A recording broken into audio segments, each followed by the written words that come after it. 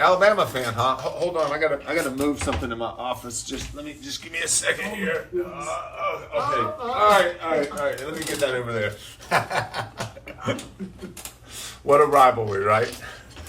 A great one. What are you predicting for this year? Alabama to win them all. Welcome to the Sensei Playbook, the ultimate how-to podcast for growing and amplifying your brand within the digital world's 3-second landscape. Join Bill Courtwright and Chris Snellgrove as they discuss the right tools and strategies for building the best online marketing strategy for your business.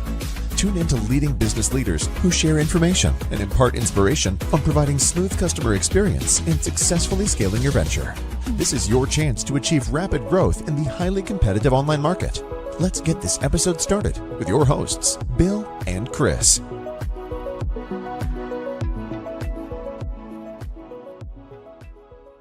Welcome back, ladies and gentlemen, this new episode of the Sensei Playbook podcast. And let me tell you, we have a most interesting, hopefully enlightening, inspiring, and informative conversation with none other than Randy Jones, the Executive Director of the Alabama Independent Auto Dealer Association.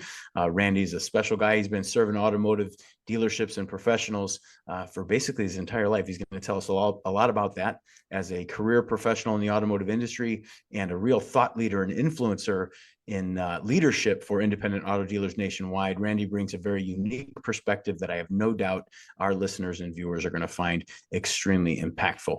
So with that, I will hand it over to my tag team partner, Chris Snellgrove, for our first question. Hi, Randy. Welcome. Hi, Bill. I see you got, what is that in the background? Is that Alabama? Of course. Yes, sir.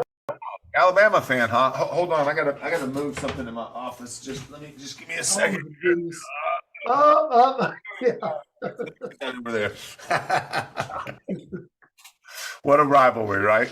Right. A great one. What are you predicting for this year? Alabama to win them all. Come on, Chris. Is there any other way of doing this? We know Alabama's going to do it. We bleed red over here. We bleed red. Well, we appreciate you joining us. And let's start out. Just tell us a little bit about your story about, how did you get first started in the automotive industry? Well, Chris and Bill, you may have never heard of Boaz, Alabama. That's B-O-A-Z. It's also known as Bundo Hill. That's where we used to buy cars in Chicago and up on the eastern coast and bring back to Boaz, Ivertville, and Gunnersville, get them reconditioned, bundle them up, and then actually send them back up north is what we did. So I started out in the car business. If you lived in Boaz or Ivertville, you literally grew up with a rag in one hand, a toothbrush in the other. And I always tell people, what's a toothbrush for? When you get through compounding the car and waxing it, there's always a little bit of white dust resting around the mirrors and so forth. So you take that toothbrush, you want it to look like you never touched it. It's just a factory glow. But I grew up in Boaz, and so I started in the car business when I could walk. And quick reference point, if you go back to a person called Paul Harvey, he once came through our area, and then he did a show about it. His flight got canceled, so he had to drive through part of Alabama to get to where he was going. And he came through on a day we had cars parked everywhere, all up and down the 4-lane. So we stopped and had lunch there and asked him why. So he did a whole story about Boaz, Alabama, Sand Mountain, the little Detroit. So Boaz does have a legend with the automotive industry. And that's the rest of the story. That's right. That's right. You said it before I did, Chris. Well done. Well done. What a cool story. So tell us about how was it growing up in Boaz, Alabama? We learned real quick that we had to have repeat buyers. We had wholesalers and dealers come from all over the nation, but they came there to buy cars. So they wanted to buy from a reputable dealer who, if Dad bought a car in Chicago and brought back home, and when he got it back, it didn't check out like he wanted, it got shipped to somebody else. We didn't resell it. It got gone. So we had to build the trust where every Wednesday and Thursday, the dealers who came down, they would come to our lot, look for cars. So that's what we learned at an early age is fix them right, tell everybody as much as you can, be transparent, and get that guy to where he trusts you to come back and buy another car. Very nice. Very nice. But That's well articulated. Let me ask you this, Randy. You obviously been in this business the greater portion of your entire career. You're clearly doing things the right way. You just mentioned those some of those ways in how you would evaluate and recondition and deliver vehicles. Clearly, you have to have an outstanding customer experience. But let me ask you this. When it comes to the automotive industry and in life in general, specifically your work with the Independent Auto Dealer Association there in Alabama, how do you define success? Wow, Bill, that's any industry. To me, it's going to be the same thing. It's what you put into it. It's a never-ending work and study and learning. You know, I'm older than you guys, but I love technology. I love to change. So, in my opinion, if you're going to be successful, you got to take what the market gives you. So, if the industry's slow, that's a good moving point for you to go in, find the ways to sell. Somebody's going to buy a car somewhere, because you're always going to have car wrecks. They're always going to tear up and not be repairable. So the customer, the consumer is looking for a place to buy a car. So right now the market is open. So in any industry where I'm buying at the Dollar General store or anywhere, I'm trying to find somewhere I can trust they carry the right product that I need that I didn't know I needed. So I've got to stay ahead of my customer. And I guess the best way to do that, in my opinion, and that's a great question, Bill, throw me in there, is to listen, go to meetings, go to these workshops, and surround yourself with people. And that's not hard for me to do, by the way. That's a lot smarter than me, and learn from them. So I guess that's the biggest key to success. You never quit learning.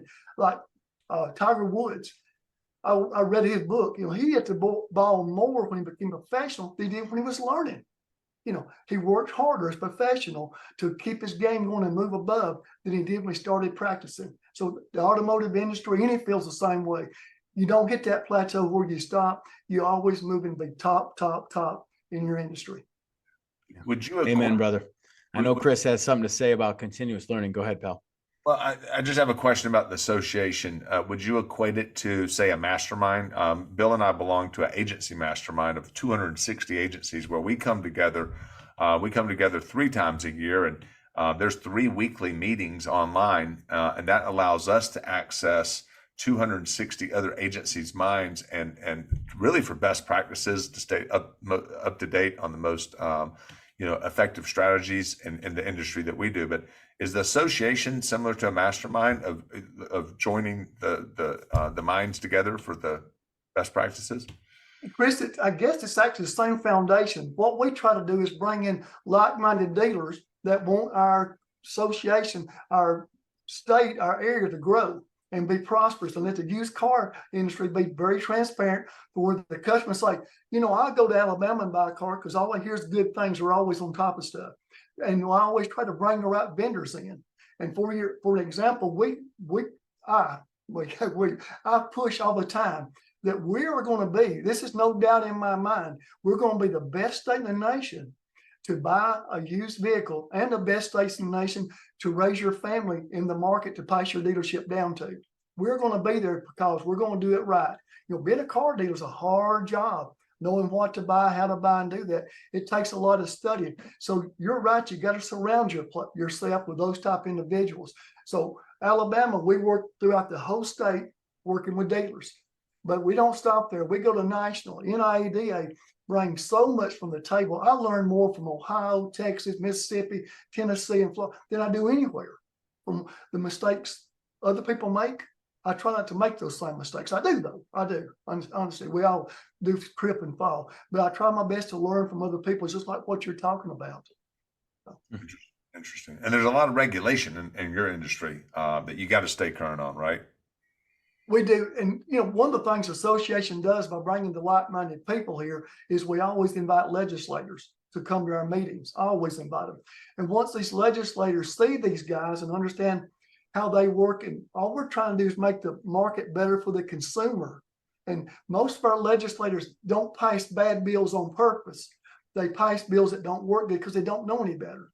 So once they get that trust, say, hey, let's call the Dealers Association, run this by them and see how to tweak this to make it work the best. Guys, we hadn't had a bad bill in Alabama in 10 years. I mean, our legislators are very, I guess, persistent. If something in the automotive industry is coming up for a vote, they contact us and get our opinion because we lobby only for our consumers. We want to make it a good experience and better for them. Well, their title is public servant, right? But oftentimes they Yep. don't they don't listen to the people. And I just saw something on the news last night about BJ Penn.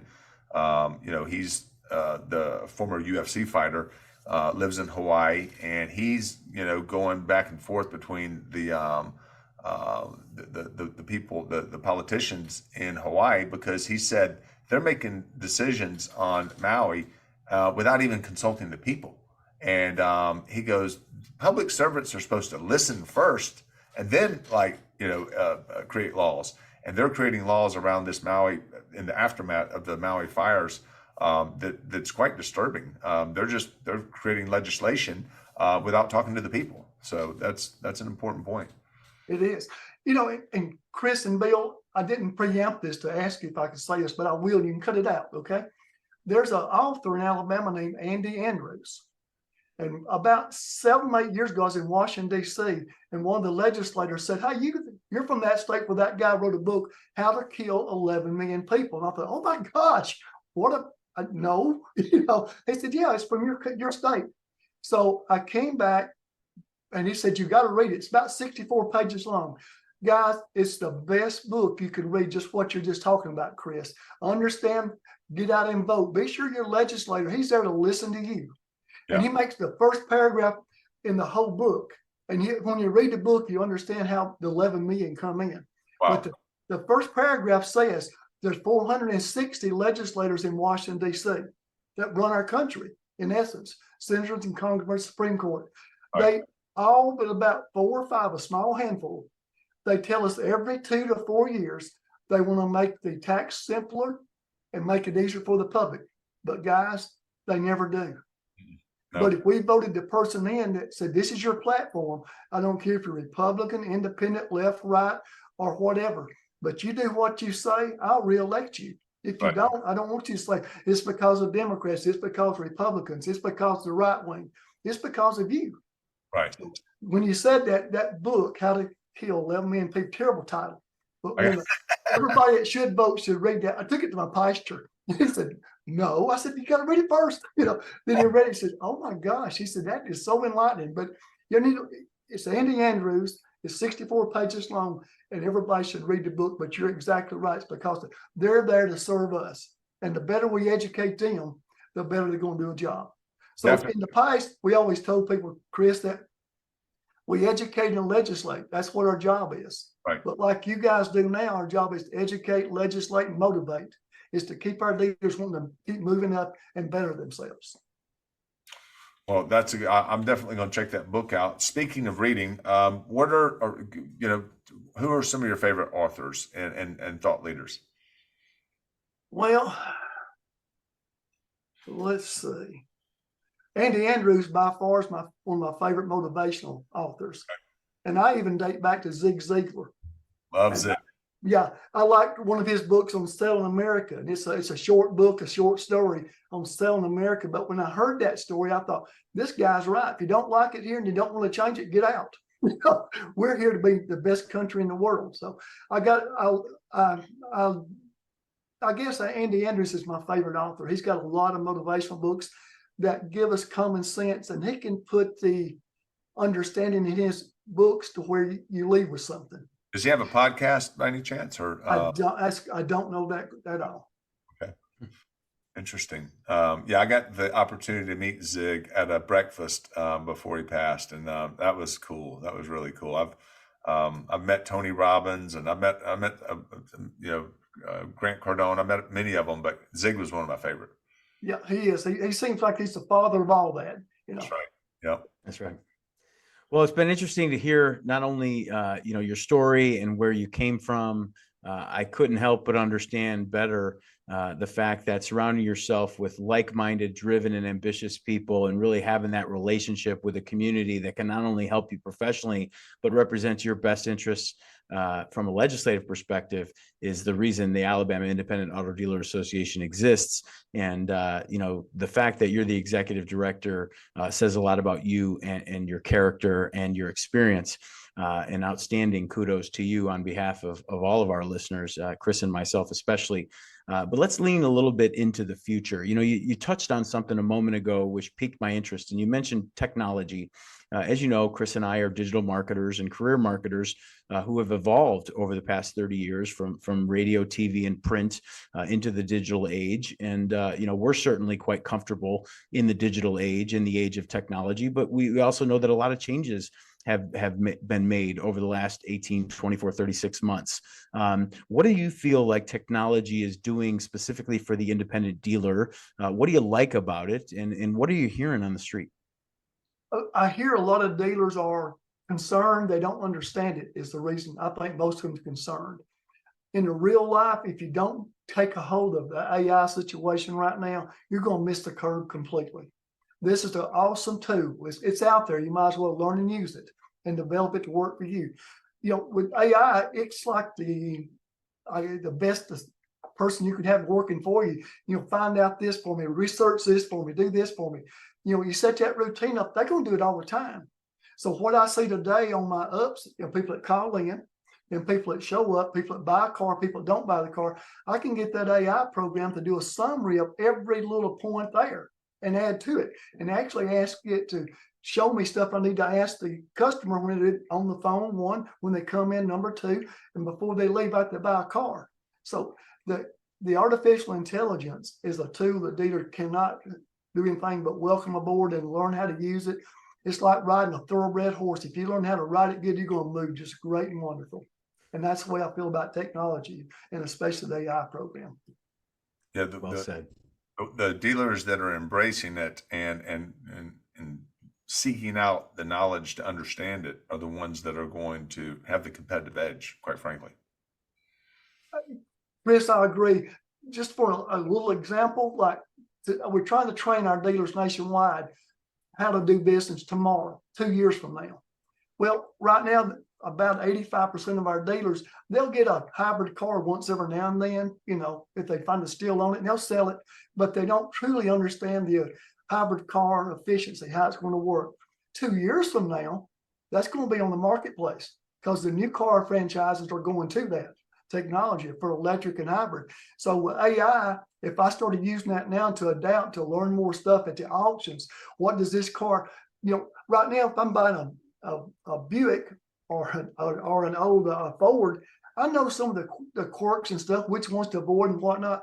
But the new AI technology, they can keep me abreast of that stuff all the time. They can say which models have an inherent problem. I ain't got to research that. That's what the AI program will do for me. So I can start learning today to what to look for in the future.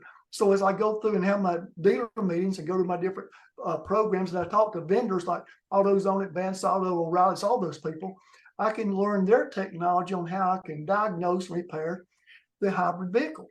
And I won't be hit with it 2 years from now and say, oh my gosh, I don't know what to do. I've already developed a plan because of learning. That's what we said, continuous learning, continuous education. Surround ourselves with people that's doing stuff we don't know how to do yet. That's where the future is. Wise words. Awesome. Very well said. Yeah, we talked to a dealer the other day that was using AI to respond to his online reviews. So that was pretty interesting.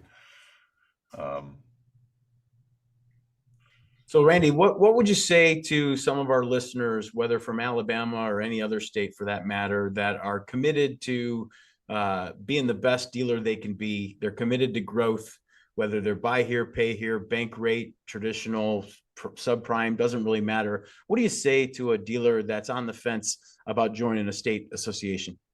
Oh, goodness. That's no matter what state you're in, the association brings so much to the table because the technology, for example, we're talking about being the best there is, the dealer needs to be a part of that and be surrounded with that part. You guys haven't been to our convention or one of our programs yet, but when you come, it don't matter if you're from Washington State. It don't matter if you're from Canada. It don't matter where your company is. You're part of the Alabama Association. What you bring to our table, to our dealers, that guy that's on the fence thinking, where do you learn this stuff at? It's from the right vendors. My job is to find those vendors, the guys like you, that bring in the technology that these guys can listen to. There's only 24 hours in a day, so I can't go out here and just listen to everybody from a dealer. I expect my association to find those people, go to these meetings, research it, and bring those people to me where I can learn from those guys. The association brings so much. So if you're a secondary finance company, the bank that finances your deals, they want an educated dealer. They got to make so many loans, period. They don't want headaches. So if they know you're that person, you go to the meetings, you try to learn, you ask the questions, they're going to send the business to you because you're an easier person, going to be more successful. So it doesn't matter if you're secondary, primary, or buy here, pay here. That's how you become successful, is learning from these people and learning from the knowledge. Tomorrow is all about yesterday. So you got to learn today what you need to know for tomorrow. So that's what your association's true job is always working with legislators to keep a bad bill from getting on the books. But your primary is education and bringing the technology of vendors to you that you need to be successful. These vendors, they're not successful. They depend on you being successful. And so our success, us being the #1 state in the nation. So if you're from Texas and you're a vendor that's a member of our association, when that goes up, you can say, hey guys, I'm part of that Alabama team, because they are. And y'all are too. That's the way we promote our dealers. And if a dealer wants to get that rubbed off on and get contagious, become a member, that's what we do. But all the associations do. It's not just us. And I wish, Bill, thanks for the kudos a while ago. I wish I could take credit for our association, but guys, it's all about your board and it's all about your members. Without them, you can't do anything. So I'd love to take credit for it, but all I can do is pass it on to our members and our board members. They're the ones that make this flame burn and grow by telling other people. So, but thanks for thinking it was me. I wish I could, but I can't. No worries. You're too humble, too humble. Does the Alabama Independent Auto Dealer Association have any special events or anything going on in the next quarter that our listeners should be aware of? Yes, Alabama's changing the way they're doing titles to make it better make it more transparent. If a title had an issue, we'll know today, not 3 weeks down the road. So we are starting classes in October from the revenue and title department to teach our dealers the new program and how to use it. We also, matter of fact, because of our dealers and members, board members, we're probably the #1 state in the nation since last year in September to now that's completed the FTC safeguard course. We push that course every week somewhere, and we keep our dealers on top of it because the FTC says, this is what you need to do. And instead of thinking it's something I got to do, you let yourself get snake bit with somebody stealing your identity, you're going to say, I wish the crap they had done that. So we're stepping up. Our dealers are stepping up ahead of time, learning that and all the time. So that's one of the big things we're teaching. This coming year, instead of having one big convention on the beach, we're going to have 4 conventions. And we're doing it differently because, yes, sir, you have to sort of understand how it works. Normally it's at the South. So if you're a dealer in North Alabama, it's going to cost you about $300 a night to stay there. Plus you're going to be away from your work about 3 to 4 days. We have noticed since the pandemic, our workforce is shrinking. As people retire, it's hard to replace them. So to better adapt to that, we're trying to work this around some. Like normally our convention, our meal cost there is about $60,000 for a convention. But because of the pandemic and all the costs going up, our meal cost now is over $105,000 for 3 days. So somebody's got to pay that money. So that's going to be passed on to the vendor and the consumer, primarily the vendor.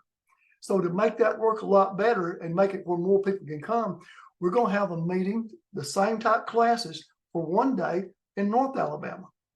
So we're going to have way less revenue spent. So our vendors going to spend 2/3 less money, but we're going to make more benefit and they're going to get more benefit for the dollar. They're probably going to see 5 times the dealers. They're going to have one meeting in June up in North Alabama. The second meeting will be in Birmingham, Alabama. That'll be in July. The third meeting will be in Montgomery, Alabama. That's the 2/3 down the state. That'll be in August. And in September, we'll conclude that with a big meeting down in Mobile. So the vendor will pay a third less than they've been paying, but they'll join all 4 of these events. Now, it may not work. It may work. I don't know. But we're used to working outside the box. We have got ears and we listen to the vendor say, guys, this is getting costly. And the dealer's saying, I can't stay that many days because I don't have the employees. So by listening to that, coming up with a solution, that's our solution for next year. So we think it's going to work out better. We don't know. We'll tweak it, but we feel like that's the way of the future because it's just too expensive right now to have a convention with the meals. 3 day, yeah, absolutely. That's interesting. Wise words never been spoken more. The two ears, one mouth, used in that proportion. What a novel idea. Yeah. What a secret. Yeah. Yeah, that's great. Well, Chris, so I will leave you to ask our signature final questions. I just wanted to, on behalf of the Sensei Playbook podcast, all of our listeners, dealers nationwide, Randy, it's been an absolute pleasure making your acquaintance today. We're definitely going to invite you back in the future. We want to support Alabama. Chris and I are living in the great state of Georgia, and in all of these states in the Southeast, we want to support firsthand, being that you're in our backyard. So anything we can do for the AIADA, you let us know. We'll definitely support you and pass that along to our community. But with that, I'll leave it over to my tag team partner, Chris, and we'll wrap this up. So I think the other day, when I asked you some of the goals of the association, you said to be, and you mentioned it on this call, to be the number one, because y'all have been voted maybe the number in the top 5 states. Yes, sir. Share those stats with us again, please.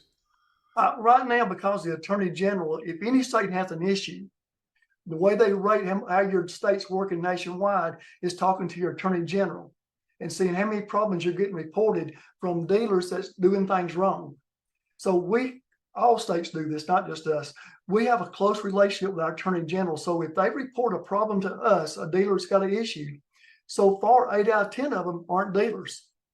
They're individuals saying I sell cars. And that's the problem. So they're actually not a dealer. You can't put that on us. If it is a dealer, we all make mistakes. We work hard with that dealer to correct the problem, educate. It's usually education to make it work better. So we're doing that. And guys, one of the big things I think is going to help Alabama and other states go, like yesterday, just give you a quick example. I had a guy call me and said, Randy, I'm buying a car from a dealer in Birmingham. Is he a legit dealer, or is he somebody that's just got not a brick and mortar? I've saw it online. I like the car because they're hard to find. He said, I want to buy from that guy. So we direct on Facebook, all multimedia. We run a PSA, a public service announcement, and tell you, if you're buying a car in Alabama, go to our website, look for the dealers on that website. They're educated and they're going to do it right. So this guy called me. I pulled the dealer up. I said, the guy's been a member of ours for 2.5 years, been in business forward. And I personally know the guy. I said, but he has never had a problem listed on our complaint file to us. So that guy's coming from Mississippi to buy a car in Alabama, just because the association can better relate on that. So the public needs to get used to contacting the association before I send any money. It's like, is this dealership there? No, sir, he's not. Well, where they're at. They may be out of, Ireland. I don't have a clue. But that's one of the big things that makes your association grow. The Attorney General loves that, loves it. And they want to help you become the best in the nation also. What do they call the folks that sell cars by their house, or there's a term for it? Curb stoner. Curbstone, yeah. That's it. Curbstone. And it's a never-ending business. Most states let you sell 5 cars without a license, because I may buy or sell something I don't like or whatever, which is fair. But it's when you have that guy acting as a dealer, and with multimedia, you can say you're in Alabaster, Alabama, and you're actually somewhere up Oregon, because the way the world works now. So we help everything we can do to protect that consumer. If you're trying to buy a car in Alabama, to make sure that's legit, hard place to be. It's brick and mortar. And do y'all emphasize in any of your education the importance of the dealer having that stellar online reputation, and exhibiting and demonstrating and executing a great customer experience? Do y'all we do. You and I both, all 3 of us, we're going to buy something, we're going to go to Google and see how that person's right. So we tell our dealers to put this sign in your door, because we tell our customers, the people looking for cars, look for this sign. If it's digital, they got a digital copy. So yes, sir, we're all the time pushing that, all the time. Yeah, authority. Yeah, we have a saying: your reputation isn't what you say it is; it's what Google says it is. Exactly, and you can solve a problem just by doing it right. Right. We all make mistakes. We all sell a car, may have an issue, and we can cover it in a different segment, but you've got to take care of your customer. That's the reason they came to you, Bill, and that's the reason they came to you, Chris, because they trust your expertise. That's what you're there for. You can't say, hey, dude, I signed an as is, you're not covered. No. Yeah. That ain't the way we do business in Alabama. No, sir. I'm going to take care of you because I sold you a car. Yeah. In our customer experience training, we say, if you don't take care of the customer, somebody else will, and that somebody else is your competition. Chris, and I'll conclude with this part. I tell our old dealers and our new dealers, I said, if y'all think you're doing a great job doing this, look at church. When you go to church or go with your friends, how many of your friends have come up and say, man, check this car I bought from so-and-so. Or my sister bought a car. If they thought you were an expert, they trusted you, they're not going to buy anything. They come see you or send their family member to you. That's where you're hitting that level you should be. Not just saying, well, I'm getting so-and-so. No, you're not getting them all. I promise you're not. Right. You need every friend you've got to contact you before you buy a car because they trust you. If you're a computer guy and I'm going to buy a computer, I'm calling you before I buy a Dell or whatever. I'm going to say, is this HP or is this Dell better? That's what you want your dealership. You want all your friends and customers to say, contact them before you buy a car because they know. Amen. It's good stuff. Well, thank you very much. This has been another episode of the Sensei Playbook podcast with none other than Randy Jones, the executive director and board member of the Alabama Independent Auto Dealer Association. He shared some information, inspiration, and certainly influence for all of our listeners and viewers. We couldn't be more grateful. We will be having Randy back, and stay tuned. See you again. Thanks, Randy. Thank you, Bill. Thank you, Chris. Y'all have a great day. Roll Tide. That was good. Hey, go Dogs. Awesome job, Randy. That was fun. Is that what y'all wanted? I hoped it was. This is perfect. So I don't. Yeah, it's really good. There's a lot of good stuff in there. Mm-hmm. Yep. All right, Randy. Well, listen, have a wonderful Labor Day weekend. Thank you again. And it was truly a pleasure. All right, guys. If you need something, y'all give me a call. Thank y'all. Thank you. Thanks, Randy. Yes, sir. Thank you.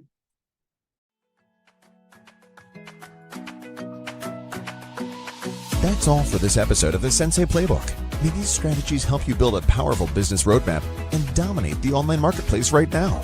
Be sure not to miss another episode jam-packed with valuable advice from our marketing martial artists, Bill and Chris, by subscribing to the podcast at podcast.reputationsensei.com. Don't forget to share with your friends and fellow entrepreneurs who also aspire for massive business success. Thank you for listening. Until next time.